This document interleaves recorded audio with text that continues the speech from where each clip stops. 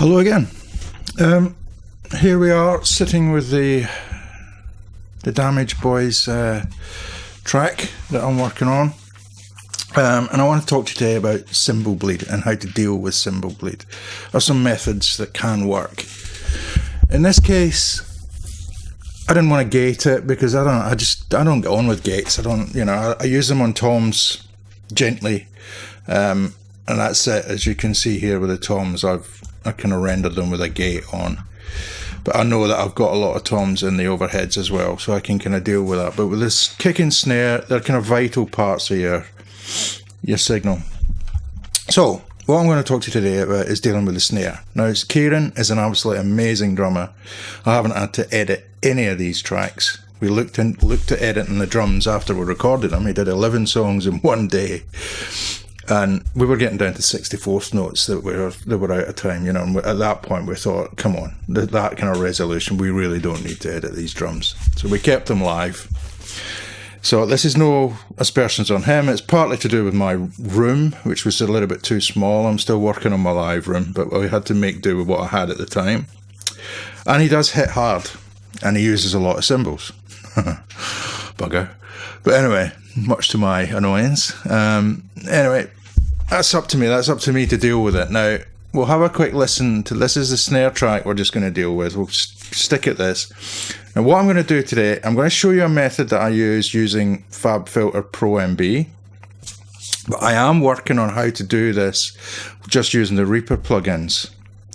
I'm going to have to do some side chaining, and I might have to copy the track. I was trying to do it just all on one track, but we'll see. I'm working on it. I'm kind of getting there. I'm not totally happy, but I'm getting there. So that'll be the next videos to show you how we're doing this with the stock plugin. So don't run out and buy ProMB just to want to do this, because there is a way to do it within Reaper. So let's have a quick listen. Let me just get my headphones. Turn the speakers down, and we can have a quick listen to this snare and the amount of cymbal that's in there.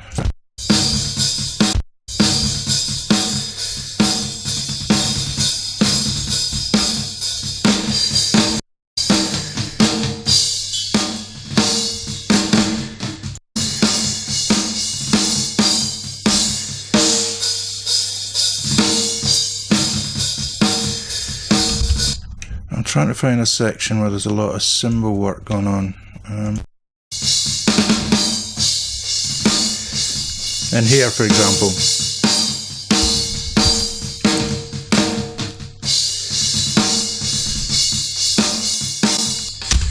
Okay, so you can hear there's a lot going on there. So what I want to do is add top end and whatnot to this, but I haven't done that yet. So the reason being, as soon as you start, I'll put in my processing and let you hear just quickly. Now that's totally unusable.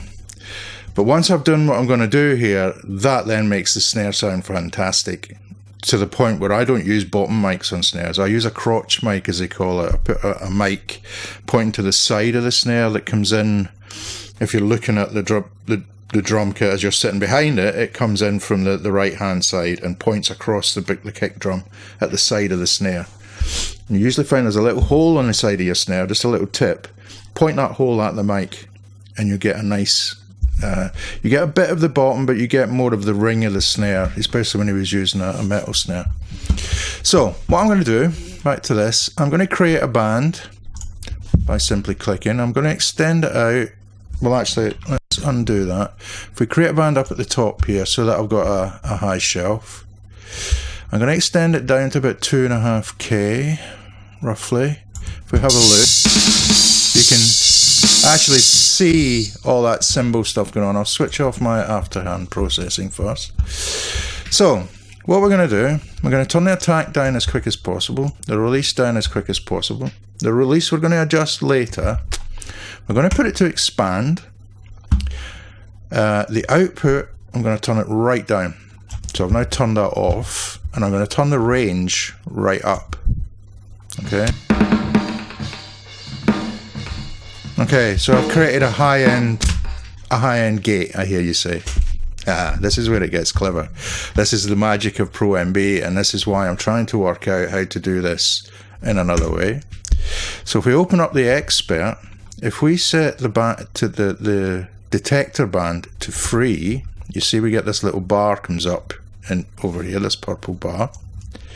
Now this we can move about. This will tell ProMB when to trigger. Okay,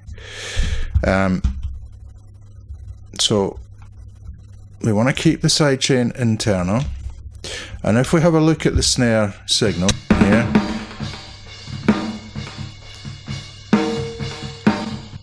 you can tell there's a lot of action going on down here around that 200 Hertz range. So if we move this bar down and we'll narrow it up. So now what we're going to do, what this is going to do, is every time the snare hits, this is going to open up very quickly and close very quickly. So you're going to get the transient of the snare, but it's going to then damp down and all the cymbals will be gone. Obviously, if there's a cymbal sound going on at the time, that's going to come up very quickly. But that actually works out quite well because it gives you a bit of an illusion of the snares as well. So that's not a big deal, not to be worried at anyway. So if we have a look at this now,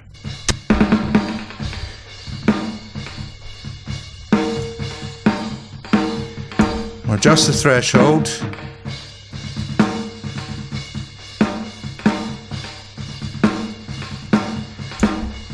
Then we want to have a look at the release time here. And the release kind of depends on how much of the ring of the snare do you want to get on that top end. So we can play around with it. I'll open it right up and show you what happens from one extreme to the other.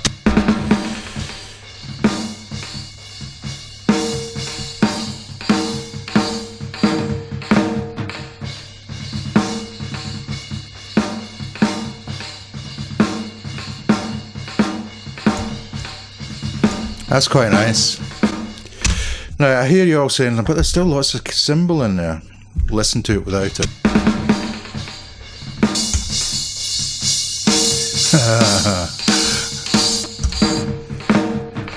There ain't that much cymbal in there anymore.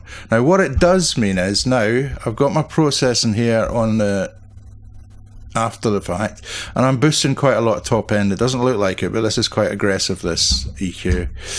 I'm boosting quite a lot low end, cutting about 360, and then with Balmer and this preamp on it, you know, it adds quite a lot. So if I listen without it, and then I'll bring it in.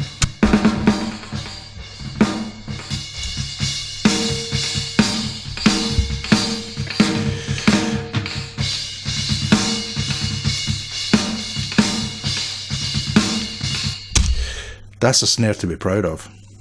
So that's, you know, I couldn't have done that. I couldn't have added that EQ without gating out those cymbals at high end. I mean, I know I've got a fair bit of kick drum in there, but I don't mind bleed within a drum kit. A drum kit is a drum kit. It's not individual instruments. It's one whole instrument. If you've watched my videos before, you've heard me talk about this. And I'm not into this totally separating.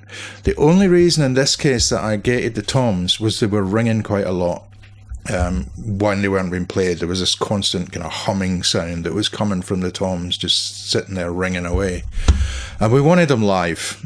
You know, we tried damping them and you couldn't get the sound you wanted, so this is, you know, a compromise, but it works for me. So there you go, guys. Next one, I will try and define the method that I want to use. Oops, just dropped my ring. I'll define the method that I want to use with the Reaper plugin, so don't run out buying ProMB for this.